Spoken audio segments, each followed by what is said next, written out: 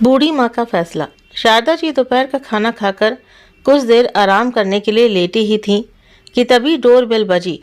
उठकर दरवाज़ा खोला तो देखा कि सामने पोस्टमैन डाक लिए खड़ा था। डाक लेकर शारदा जी अंदर आ गईं और उन्हें अपने पलंग पर के सिरहाने पर रखकर फिर से सोने का प्रयास करने लगीं। पर एक बार नींद में खलल पड़ने के बाद वापस नींद आना इतना आसान नहीं था। वो 10-15 मिनट आंख बंद कर सोने का प्रयास करके फिर से उठकर बैठ गईं और पास रखी डाक उठाकर देखने लगीं।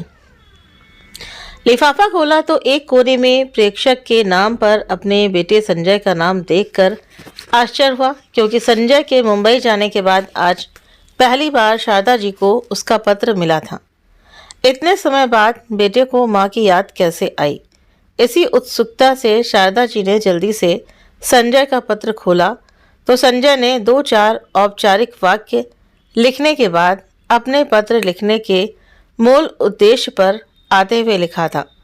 माँ, आपको ये जानकर खुशी होगी कि मेरा बिजनेस आजकल अच्छा चल रहा है और मुझे लगता है कि आगे भी ऐसे ही चलता रहेगा। इसलिए मैं अपने बिजनेस को आगे बढ़ाने के लिए कुछ बड़ा करना चाहता हूँ। माँ, आप तो जानती हैं किसी भी मेट्रो सिटी में एक छोटी सी दुकान खरीदना भी कितना मुश्किल होता है। हालांकि मेरी कमाई अच्छी है, पर मैं अपनी पूरी कमाई बिजनेस में ही लगा देता हूँ। इसलिए अब मुझे एक फैक्ट्री और खड़ी करनी है और उसके लिए मुझे अतिरिक्त आय की ज़रूरत पड़ेगी। तो क्यों ना हम अपना जयपुर वाला मकान बेचकर रकम की व्यवस्था करें।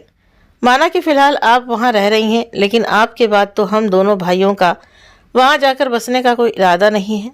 मैं इस विषय में सुनील भैया से बात कर चुका हूँ।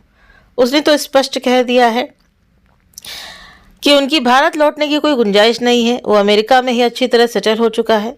उसको आपकी किसी प्रॉपर्टी में कोई रुचि नहीं है, इसलिए उसने अपना हिस्सा भी मेरे नाम कानूनी तौर पर कर दिया है। इस तरह सुनील भैया की ओर से तो हमें कोई प्रॉब्लम आने वाली नहीं है। अब बस सब कुछ आपको ही तय करना है। आप अकेले वहाँ रहकर क्या करेंगे, इससे बेहतर होगा कि आप हमारे पास ही शिफ्ट हो जाएं। वैसे भी आजकल आपकी तबीयत ठीक नहीं रहती। ऐसी हालत में आपका वहाँ अकेले रहना ठीक नहीं है। पिछली बार पापा के निधन के समय में वहाँ आया था तो मेरे अपने पड़ोसी गुप्ता अंकल ने इस संबंध में बात हुई थी। वो अपने मकान को खरीदने में काफ़ी इंटरेस्टेड लगे। वो इसके लिए अच्छी कीमत देने को भी तैयार है, पर यह मकान आपके नाम है, इसलिए सारे डॉक्यूमेंट्स पर आपके हस्ताक्षर होने हैं। मैंने मुंबई में ही सारे डॉक्यूमेंट्स तैयार करवा लिए हैं, जिनको इस पत्र के साथ आपको भेज रहा हूँ। आप जहाँ जहाँ निशान लगे हैं वहाँ वहाँ हस्ताक्षर कर मुझे सारे पेपर वापस भेज दीजिए। मुझे पूरा विश्वास है कि आप इस संबंध में कोई देरी नहीं करेंगी और अपने हस्ताक्षर करके पेपर्स भेज देंगी। शेष कुशल, आपका संजय। संजय का पत्र पढ़कर शारदा जी हैरान हो गईं। कभी पत्र को देख रही थीं तो कभी उसके डॉक्यूमेंट्स को। बिना उनकी सलाह मशवरा के अपनी ओर से तो संजय ने सब कुछ तय कर डाला था। गनीमत थी कि मकान उनके नाम था, वरना वो तो शायद मकान का सौदा भी अपने आप करके उनको बस सूचना दे देता। संजय को अपनी माँ के अकेलेपन और उनके स्वास्थ्य की चिंता बस अभी होने लगी थी, वरना पिछले वर्षों में शारदा जी कितनी बार उसको अपने साथ ले जाने का आग्रह कर चुकी थी, पर हर बार वो कोई ना कोई बहाना बनाकर बात को टाल जाता था। संजय का पत्र खोलने से पहले शारदा जी के दिल में जो सुखद उत्साह था वो काफूर हो गया था। मन में एक अजीब सी उलझन चल रही थी। सोचने लगी कि आजकल की पीढ़ी कितनी व्यक्तिपरक और आत्म केंद्रित हो गई है। सविता भी उसकी ही बहन है, पर संजय ने उसकी संपत्ति में उसकी हिस्सेदारी को शायद जानबूझकर अनदेखा कर दिया। संजय का पत्र पढ़ने के बाद उन्होंने जब दूसरा पत्र उठाया तो उस पर लिखित अपनी बेटी सविता की हस्तलिपि को पहचानने में शारदा जी ने बिल्कुल देरी नहीं की। वैसे भी सविता से तो उनका पत्राचार चलता ही रहता था। सविता ने क्या लिखा होगा, इस उत्सुकता से शारदा जी ने उसका पत्र भी खोला तो सविता ने लिखा था, माँ, इस बार मेरे पत्र देने में कुछ देरी हो गई, इसलिए क्षमा करें। आप तो जानती हैं कि नए नए अस्पताल को जमाने की व्यवस्था में समय कब निकल जाता है कुछ पता ही नहीं चलता। माँ, आपको जानकर खुशी होगी कि सुमित और मैंने मिलकर एक योजना बनाई है कि अपने अस्पताल के साथ के ब्लॉक में ही एक नया शिशु गृह खोले, जहाँ बेसहारा और अनाथ बच्चों का लालन पालन किया जा सके। हमारे नए शिशु गृह पालना का निर्माण कार्य काफ़ी हद तक हो चुका है और निर्माण कार्य की यही रफ्तार रही तो अगले महीने उसका विधिवत उद्घाटन करने का विचार है। इस अवसर पर उपस्थित होने के लिए ये पत्र विशेष रूप से मैंने आपको लिखा है ताकि आप अभी से अपने आने की तैयारी कर लें। आपके हाथों से ही हमारे शिशु गृह का शुभारंभ होगा और आपका नहीं आ पाने का कोई भी बहाना हमें मंजूर नहीं होगा। सविता ने आगे लिखा था, माँ, पिछले 25 वर्षों में आपने मुझे जो प्यार, स्नेह और सहारा दिया है उसके लिए अपनी कृतज्ञता व्यक्त करने के लिए मैं बहुत बार सोच चुकी हूँ, पर हर बार एक संकोच की दीवारें आगे आ जाती हैं। आज बहुत दिनों तक सोचने के बाद मैंने अपनी बात की कहने का निर्णय किया है। माँ, आपने मुझे बेसहारा, अनचाही, बिन माँ के संतान को अपनाकर मुझ पर जो उपकार किया है उसको मैं ज़िंदगी भर नहीं भूल सकती। आपने मुझे केवल सहारा ही नहीं दिया बल्कि मेरी अच्छी से अच्छी परवरिश भी की, मुझे पढ़ाया लिखाया और डॉक्टर बनाया। ये सब मैं क्या कभी भूल पाऊंगी? स्वयं के दो संतान होते हुए भी आपने मुझे एक पल के लिए भी इस बात का एहसास नहीं होने दिया कि मैं आपकी जन्मदायी पुत्री नहीं हूँ बल्कि एक अपनाई हुई बेटी हूँ। अपने बचपन की एक एक स्मृति को मैंने बहुत सहज कर रखा है। माँ, अपने बचपन में तो मैं यही समझती रही कि आप ही मेरी माँ हैं, पर जब कुछ समझ आई और हकीकत का पता चला तो आपके प्रति मेरी श्रद्धा दोगुनी हो गई। उसी दिन से आप मेरे लिए भगवान बन गई। आपने मेरे जैसी लाचार और बेबस बच्ची को अपनाकर समाज में अपनी उदारता का जो आदर्श स्थापित किया है, वही पत्र मेरे जीवन का मार्गदर्शन बन गया है। मेरी बहुत वर्षों से यह अभिलाषा थी कि मैं भी आपकी तरह अपने जीवन में अनाथ बच्चों का सहारा बनूंगी और इच्छा मेरी पूरी होने जा रही है, इसलिए मैं इसका शुभारंभ मैं आपके हाथों से करना चाहती हूँ। कृपया निराश मत कीजिएगा। सविता का पत्र पढ़कर शारदा जी की आंखें भर आईं कि वो चुप चुप सी शांत स्वभाव वाली लड़की आज कितनी मुखर हो गई है। और एक और उनके बेटे संजय का पत्र था जिसमें केवल अपने हक और अधिकारों की बात लिखी थी। अपने दोनों बेटों की अच्छी से अच्छी परवरिश के लिए उन लोगों ने क्या कुछ नहीं किया। अच्छी से अच्छे स्कूल हॉस्टल में उन्हें भेजा, उनके जीवन की हर सुविधा उपलब्ध करवाई, लेकिन फिर भी उनके बच्चों ने, ये तो हर माँ बाप का बच्चों के प्रति कर्तव्य होता है, ये समझकर कभी उनकी भावनाओं को महत्व नहीं दिया। दूसरी ओर सविता का पत्र था जो पत्र के हर शब्द में उनके प्रति उसकी श्रद्धा और आदर के भाव थे। सविता ने उनको इतना सम्मान दिया था कि उसके पत्र को पढ़कर एक बार तो संजय के पत्र से मिली व्यथा और पीड़ा को शारदा जी भूल ही गईं और अपने अतीत के गलियारों में घूमने लगीं कि पिछले कुछ वर्षों में जीवन में कितना कुछ घट गया है। सविता का आगमन उनके जीवन में अप्रत्याशित रूप से हुआ था। उन दिनों शारदा जी सरकारी अस्पताल में महिला रोग चिकित्सक के रूप में कार्यरत थीं। उन्हीं दिनों में उनकी सहेली सुमित्रा उनके संपर्क में आई। बचपन में सुमित्रा और शारदा जी एक ही मोहल्ले में रहने के कारण एक दूसरे से खूब उनकी पटती थी। बस अंतर इतना था कि सुमित्रा को उसके घर वालों ने पढ़ाया लिखाया नहीं था। लड़की है, लड़कियों को कौन पढ़ाता है बोलकर बस घर के काम में व्यस्त रखते थे। वहीं शारदा जी के पिता एक मल्टीनेशनल कंपनी में कार्यरत थे, इसलिए उन्होंने अपने दोनों बच्चों को उस शिक्षा दिलाई थी। लेकिन घर में हमेशा दोनों साथ साथ खेलती थीं। बड़ी हुई तो शादी होने के बाद शारदा जी तो ससुराल आ गई थी। बाद में सुमित्रा का विवाह कहाँ हुआ उन्हें पता नहीं चल पाया। उस दिन कई वर्षों के बाद अचानक एक मरीज के रूप में सुमित्रा जब शारदा जी के सामने आई तो एक बार तो वो उसे पहचान भी नहीं पाई। वो सुंदर नाजुक सी लड़की पिछले 10 वर्षों में कितनी कमज़ोर हो गई थी। सुमित्रा ने भी शायद उम्मीद नहीं की थी कि उसकी जांच करने वाली डॉक्टर उसकी सहेली शारदा ही मिलेगी। कुछ क्षणों के लिए दोनों ही एक दूसरे को पहचानने का प्रयास करती रहीं। फिर दोनों ने ही एक साथ एक दूसरे का नाम लिया तो दोनों के चेहरे खिल उठे। दोनों एक दूसरे से बहुत देर तक गले से मिलती रहीं। उस समय सुमित्रा को 5वां महीना चल रहा था। वो बहुत कमज़ोर लग रही थी। सुमित्रा से ही पता चला कि पिछले 5 वर्षों में 2 कन्याओं को जन्म देने के अलावा उसका एक बार पांव फिसल कर गिर जाने की वजह से अबॉर्शन हो चुका है। इतने कम अंतराल पर वो एक बार फिर से गर्भवती हो गई थी। सुमित्रा के चेहरे की घबराहट देखकर शारदा जी ने जब उसकी परेशानी का कारण पूछा तो उसने बताया कि 2 बेटियों को जन्म देने के कारण उसके पति और सास उस पर बहुत जुल्म ढा रहे हैं। इस बार तो उन्होंने स्पष्ट कह दिया कि अगर उसने फिर से बेटी को जन्म दिया तो वो लोग उसे घर से ही निकाल देंगे। सुमित्रा की दर्द भरी दास्तान को सुनकर शारदा जी भी बहुत दुखी हुई।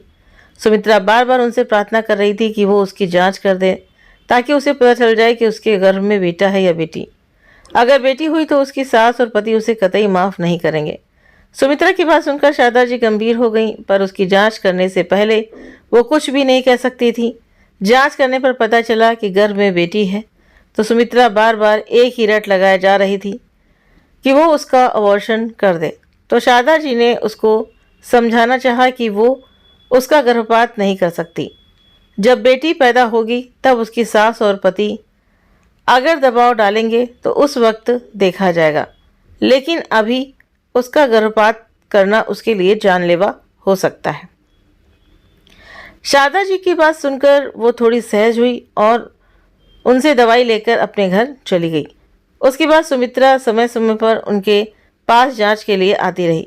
सुमित्रा से धीरे धीरे उसकी पारिवारिक परिस्थितियों की जानकारी मिलती रही। सुमित्रा ने बताया कि उसके पति घर में अकेले कमाने वाले हैं। उन पर अपनी माँ तथा 2 कुंवारी बहनों की पहले से जिम्मेदारी है। जब उसके भी 2 लड़कियां हो गईं तो उसकी सास और पति बहुत बौखला गए थे। अपनी सारी नाराज़गी वे सुमित्रा पर निकालते रहते। इसी कारण वो अपनी तीसरी बेटी पैदा नहीं करना चाहती थी। खैर, जैसे तैसे प्रसव का समय नज़दीक आ रहा था। सुमित्रा के मन में डर और शंकाओं के बादल गहराते जा रहे थे। ऑपरेशन थिएटर में भी सुमित्रा बार बार याचना कर रही थी, दीदी यदि ऑपरेशन के दौरान मेरी मौत हो जाए तो आप कृपया करके मेरी बेटी मेरे घर वालों को नहीं सौंपना। मैं नहीं चाहती कि मेरी पहली 2 बेटियों की तरह इसको भी जन्म लेते ही अपमान और उपेक्षा झेलनी पड़े। आपके पास तो ऐसे बहुत से निसंतान दंपति आते होंगे जिनके अपने बच्चे न होने के कारण वे दूसरों के बच्चों को गोद लेना चाहते हैं। आप कृपया ऐसे ही ज़रूरतमंद दंपति को मेरी बच्ची सौंप दें, जहां उसके आगमन का सदैव स्वागत किया जाएगा। कहते कहते सुमित्रा रो पड़ी थी। सुमित्रा की बातों को सुनकर शारदा जी की भी आंखें भर आई थीं। उन्होंने उसे आश्वस्त किया कि तुम किसी प्रकार का तनाव मत रखो, तुम्हें कुछ नहीं होगा। फिर भी मैं तुम्हें वादा करती हूँ कि तुम्हारी बेटी को हर तरह से मैं हिफाजत करूँगी, और जब तक कोई सुयोग्य परिवार उसे अपने लिए नहीं मिलेगा तब तक तुम्हारी बेटी को मैं स्वयं अपने पास रखूँगी। उसके आश्वासन मिलने के बाद सुमित्रा भी थोड़ी निश्चिंत सी होकर बोली, दीदी मैं जीवन भर तनाव मुक्त और निश्चिंत होकर जी तो नहीं पाई, पर आज आपकी बात सुनकर शांति से मर जरूर सकूंगी। ऑपरेशन के दौरान अचानक उसका ब्लड प्रेशर बहुत बढ़ जाने के कारण उसकी स्थिति गंभीर हो गई थी।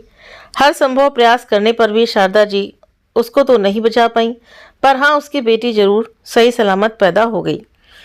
ऑपरेशन के थिएटर से वो बहुत दुखी मन से जब बाहर निकली तो सुमित्रा की सास ने सुमित्रा के स्वास्थ्य के बारे में पूछने की बजाय पहला प्रश्न ये किया, क्यों डॉक्टर साहब, इस बार तो मेरे पोता ही हुआ है ना। तो शारदा जी ने इनकार करते हुए जब उसे सुमित्रा की मृत्यु और उसके पुत्र होने की सूचना दी तो वो अपना सिर पीटते हुए बोल पड़ी, हे भगवान, हमारे तो कर्म ही फूट गए हैं। अरे मेरे बेटे का क्या होगा? इस महंगाई के ज़माने में वो कैसे अपनी 2 बहनों और 3 बेटियों का बोझ उठाएगा।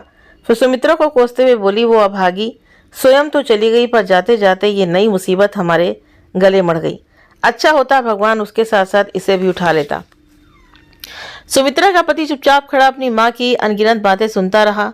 उसमें तो इतनी हिम्मत भी नहीं थी कि वो अपनी माँ के प्रलाप को रोक पाता, बल्कि उसके चेहरे के भावों से तो यही लग रहा था कि वो भी अपनी माँ की बात से सहमत था। उसको देखकर लग रहा था कि उसे अपनी पत्नी की मौत का भी कोई खास दुख नहीं हुआ। उन लोगों के रूप को देखकर शारदा जी को विश्वास हो गया कि सुमित्रा ने ठीक ही कहा था कि उसकी सास और पति कितने निर्दयी लोग हैं। वास्तव में उसकी बेटी को इन क्रूर हाथों में सौंपना उचित नहीं है, पर इसके लिए उसके पति की स्वीकृति लेनी भी जरूरी थी। शारदा जी ने जब सुमित्रा की अंतिम इच्छा के विषय में उन्हें बताया तो उनकी तो जैसे मुंह मांगी मुराद पूरी हो गई। सुमित्रा का पति 2-4 मिनट अपनी माँ से सलाह मशवरा करने के बाद तुरंत बोला, डॉक्टर साहब, यदि सुमित्रा की भी अंतिम इच्छा यही थी कि इस बच्चे को किसी सुपात्र को गोद दे दिया जाए तो मुझे कोई इतराज़ नहीं है। मैं उसकी अंतिम इच्छा का अनादर नहीं करूँगा। बस यही समझकर संतोष कर लूँगा कि सुमित्रा के साथ बच्ची भी जन्म लेते ही हमसे बिछड़ गई है। मैं तो पहले से ही अपनी 2 बहनें और 2 बेटियों की जिम्मेदारियां उठाते उठाते परेशान हो गया हूँ। अब फिर एक बेटी का अतिरिक्त बोझ मैं नहीं उठा पाऊंगा। इससे तो बेहतर होगा कि इसे किसी सुयोग हाथों में सौंप दें ताकि उसका भविष्य तो संवर जाए। सुमित्रा के पति की बात सुनकर शारदा जी भी गंभीर हो गईं। हालांकि जानबूझकर अपनी संतान को त्यागने का निर्णय अनुचित जरूर था, पर उसके घर की परिस्थितियों को जानने के बाद वे उसके पति के प्रति कुछ नरम हो गई। सुमित्रा के पति से अपनी बच्ची से सारे संपर्क तोड़ने की कानूनी औपचारिकता को पूरा करने के बाद शारदा जी ने उन लोगों को अस्पताल से जाने की स्वीकृति दे दी। सुमित्रा की बच्ची देखने में बहुत ही प्यारी और सुंदर थी, पर पर्याप्त पोषण न मिलने के कारण कमजोर थी। इसलिए कुछ समय उसे नर्सरी में रखने का तय किया ताकि उसकी उचित सार संभाल हो पाए। घर आने के बाद भी शारदा जी का मन किसी काम में नहीं लग रहा था। बार बार सुमित्रा और नवजात बच्ची की छवि उनकी आंखों के सामने घूम रही थी। जब तक बच्ची को किसी सुयोग हाथों में नहीं सौंप देती, तब तक वो स्वयं भी निश्चिंत नहीं हो सकती थी। शारदा जी के पति ने उन्हें विचार मग्न देखकर एक दो बार टोका भी, पर शारदा जी ने अस्पताल की कोई प्रॉब्लम कहकर बात टाल दी। दूसरे दिन वो अस्पताल गईं तो पहले ही उनके कदम उस नन्ही बच्ची को देखने नर्सरी की ओर उठ गए। शारदा जी को बच्ची के पास देखकर नर्सरी की कई नर्सें बच्ची के पालने के इर्द गिर्द इकट्ठी हो गईं और सभी एक स्वर में बोली, मैडम कितनी प्यारी और सुंदर बच्ची है ना, इसको तो कोई भी अपना लेगा। उसी समय बच्ची रोने लगी। उसको रोते देखकर सहसा ही शारदा जी का हृदय उमड़ पड़ा। उन्होंने झट से उसको गोद में लेकर अपने सीने से लगा लिया। उस नन्ही जान को भी शायद उनके हृदय से लगकर माँ के स्पर्श का एहसास हुआ। तभी वो उनकी गोद में जाते ही एकदम से चुप हो गई।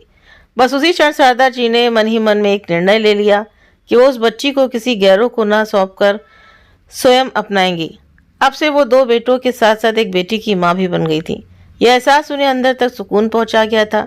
अपने बड़े बेटे के बाद उन्होंने ईश्वर से बहुत मन्नतें मांगी थी कि अगली बार उन्हें एक बेटी जरूर दें। उस समय तो उनकी कामना पूरी नहीं हुई, पर आज अनायास ही ईश्वर ने उनकी ये कामना भी पूरी कर दी। इस प्रकार सविता का शारदा जी के जीवन में आगमन हुआ था।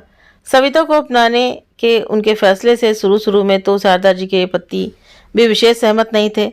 उन्होंने उनको समझाना भी चाहा, शारदा अब संजय और सुनील भी बड़े हो गए हैं, मुझे नहीं लगता कि तुम्हारे इस फैसले को बच्चे सहज ही स्वीकार कर लेंगे।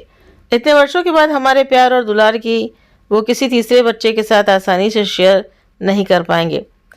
फिर मुझे भी ये सही नहीं लगा कि तुम इतनी व्यस्तता और इस उम्र में फिर से एक नवजात शिशु का पालन पोषण ठीक से कर पाओगी। वैसे भी अस्पताल और घर गृहस्थी की जिम्मेदारी से तो तुम्हें समय नहीं मिलता। ऐसे में इस बच्ची को अपनाने का निर्णय मुझे भी ठीक नहीं लगा। तो शारदा जी ने अपने पति को सविता की सारी परिस्थितियां बताई तो उन्हें भी झुकना ही पड़ा। पर मन में अभी भी एक बेचैनी हो रही थी कि अपने पति को तो उन्होंने किसी तरह मना लिया, पर संजय और सुनील की इस विषय में क्या प्रतिक्रिया होगी, क्योंकि दोनों बच्चे उस समय उन लोगों से दूर हॉस्टल में पढ़ रहे थे। खैर, सविता के आने से उन्हें जीवन में एक नया मकसद मिल गया था। हालांकि उसकी परवरिश में शुरू में उन्हें कुछ कठिनाइयां आईं। संजय और सुनील को बड़ा करने के बाद छोटे बच्चों की परवरिश की आदत ही छूट गई थी। फिर से सुसु पोटी से लेकर रातों को जगाने का सिलसिला एक बार शुरू हो गया, पर थोड़े दिनों में अपनी नई जिम्मेदारियों की उन्हें आदत भी पड़ गई। जब गर्मी की छुट्टियों में संजय और सुनील घर आए तो सविता को देखकर शुरू में तो वो भी बहुत खुश हुए। वो उसके साथ खेलते, कभी उसको दूध पिलाने की कोशिश करते तो कभी कुछ। पर कुछ दिनों बाद ही उन्हें जब लगने लगा कि उनकी मम्मी सारा समय सविता की देखभाल में ही व्यतीत कर देती हैं, तो उन्हें सविता की उपस्थिति खटकने लगी। एक बार तो नाराज होकर उन्होंने कह भी दिया, मम्मी आप सारा समय या तो अपने हॉस्पिटल में व्यस्त रहती हो या घर पर सविता की देखरेख में लगी रहती हो। हम इतने दिनों बाद हॉस्टल से आए हैं तो भी आपके पास हमारे लिए समय नहीं रहता। आप इसको जहाँ से लेकर आई हो वहीं वापस छोड़कर आ जाओ। बच्चों की झुंझलाहट नाराजगी को दूर करने का वो हर संभव प्रयास करती, पर एक बात उन्होंने बच्चों के समक्ष स्पष्ट कर दी कि सविता उनकी बेटी है और अब हमारा घर ही उसका घर है, इसलिए उसे वापस भेजने का तो सवाल ही नहीं उठता। बस तब से ही दोनों भाइयों के मन में सविता के प्रति एक अजीब सी कुंठा घर कर गई थी। बड़े होने के साथ साथ सविता के प्रति उनकी उपेक्षा और नफरत बढ़ती ही गई। इसी बीच सविता भी बड़ी हो रही थी। सविता को भी उन्होंने अच्छे स्कूल में डाल दिया। बचपन से ही सविता पढ़ने में बहुत अच्छी रही, अपनी कक्षा में हमेशा अव्वल आती।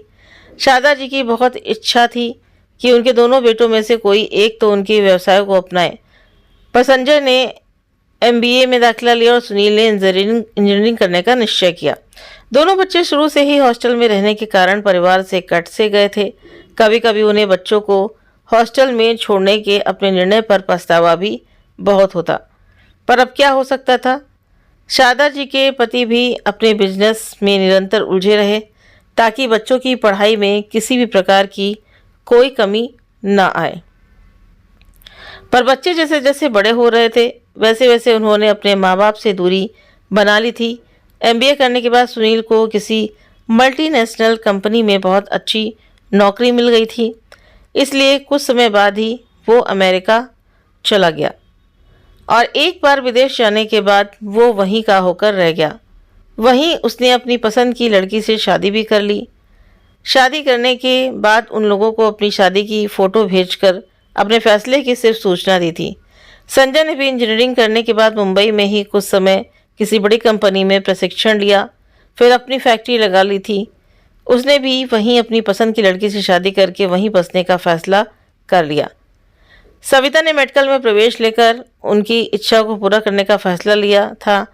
एमबीबीएस करने के बाद वो गायनेकोलॉजी में एमएस कर रही थी कि उन्हीं दिनों अचानक शारदा जी के पति राम सिंह जी को हृदय का दौरा पड़ा और अचानक ही उनकी स्थिति गंभीर हो गई। उन्हें तुरंत अस्पताल में भर्ती कराया। दोनों लड़कों को सूचना दी तो बड़े बेटे सुनील ने तो किसी ज़रूरी काम में व्यस्त होने के कारण आने में असमर्थता प्रकट की। हाँ, छोटा बेटा संजय जरूर उपस्थित हुआ, पर वो भी 1-2 घंटे रहने के बाद आवश्यक काम आ जाने से मुंबई वापस चला गया। उन दिनों सविता जी ने जी जान एक कर दिया था। डॉक्टरों को बुलाने, दवाइयों की व्यवस्था करने में साथ उन्हें भी हिम्मत बंधाती थी। सविता की सेवा ने शारदा जी के पति राम सिंह जी का मन भी जीत लिया था। उन्होंने अपने अंतिम समय में उनका हाथ थामते हुए यही कहा, शारदा, सविता ने मेरी जो सेवा की है वो मेरे बेटे भी नहीं कर पाए। सुनील के लिए तो अपने मरते हुए बाप से भी ज़्यादा महत्वपूर्ण उसका काम है। संजय औपचारिकता निभाने आया भी तो काम का बहाना बनाकर 2-3 घंटे में वापस चला गया। कभी कभी मुझे ये सोचकर ही बहुत घबराहट होती है कि यदि सविता हमारे पास नहीं होती तो हमारी क्या दशा होती। अब जाते जाते मैं इस बात से तो निश्चिंत हूँ कि भले ही हमारे बेटों के पास हमारे लिए समय नहीं है, पर हमारी बेटी तो सुख दुख में सदैव हमारे साथ रही है। वास्तव में सविता को अपनाने का तुम्हारा निर्णय बहुत सही रहा।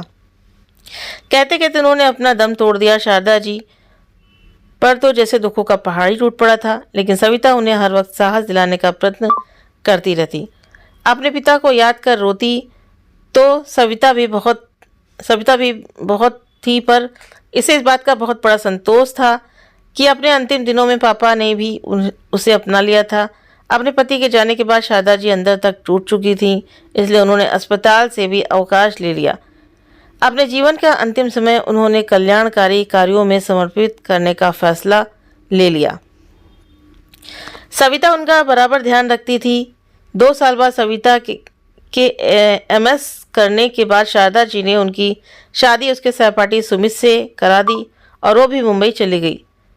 सविता की शादी पर उन्होंने अपने दोनों बेटों को बुलावा दिया, पर दोनों ने सविता को मन से कभी अपनी बहन माना ही नहीं था, इसलिए उनका शादी में शामिल न होना उन्हें कोई आश्चर्य की बात नहीं लगी। सविता मुंबई जाने के बाद भी जब भी मौका मिलता 1-2 महीने में शारदा जी को संभालने एक चक्कर जरूर लगा लेती थी। बस जीवन इसी गति से चल रहा था, पर आज अचानक मिले संजय और सविता के पत्रों ने शारदा जी के जीवन में फिर से एक हलचल मचा दी थी। दोनों ही पत्र मुंबई से आए थे, पर दोनों को लिखने के पीछे उद्देश्य बहुत अलग थे। वो सोच रही थी कि रिश्ते के भी कितने रंग होते हैं। संजय और सुनील को तो उन्होंने जन्म दिया था, उनसे तो उनका खून का रिश्ता था। फिर दोनों बच्चों ने इस रिश्ते को कभी भी विशेष महत्व नहीं दिया, जबकि सविता से तो उनका कोई रक्त संबंध नहीं था, फिर भी वो उसके हृदय के कितनी नज़दीक थी। सविता के व्यवहार में उसके प्रति श्रद्धा और सम्मान था। वो सोच ही रही थी कि लोग कहते हैं खून का रिश्ता ही सब कुछ होता है, पर उन्हें तो लगता है कि मन के रिश्ते से बड़ा कोई रिश्ता नहीं होता। इसलिए उन्होंने अपने बेटे के पत्र में लिखा कि माफ़ी चाहती हूँ बेटा, लेकिन तुम दोनों भाइयों के लिए तुम्हारे माँ बाप कोई मायने नहीं रखते, क्योंकि अपने पिता के अंतिम क्षणों में भी तुम दोनों भाइयों के पास अपने पिता के लिए समय नहीं था। तो आज उनकी जायदाद पर भी आपका कोई हक नहीं है। इसलिए मेरे मरने के बाद मेरी पूरी प्रॉपर्टी मेरी बेटी सविता की होगी, क्योंकि वही अपने पिता के अंतिम क्षणों में उनके पास खड़ी थी। और आज के दिन वही है जो मेरा बहुत ख्याल रखती है, इसलिए मेरी प्रॉपर्टी को हड़पने की कोशिश कभी मत करना। आपकी माँ शारदा। पत्र लिखकर शारदा जी ने वापस संजय के पास भेज दिया और अपनी बेटी सविता के पास जाने की तैयारी करने लगी। तो दोस्तों, शारदा जी ने अपने बेटे की बात ना मानकर सही किया या गलत, तो आप अपनी राय कमेंट बॉक्स में ज़रूर से ज़रूर बताएं। अगर आपको एक कहानी अच्छी लगी हो तो प्लीज़ वीडियो को लाइक करें, शेयर करें और हमारे चैनल को सब्सक्राइब करना ना भूलें। अब मिलते हैं आपसे नेक्स्ट वीडियो में नई कहानी के साथ में। Thank you.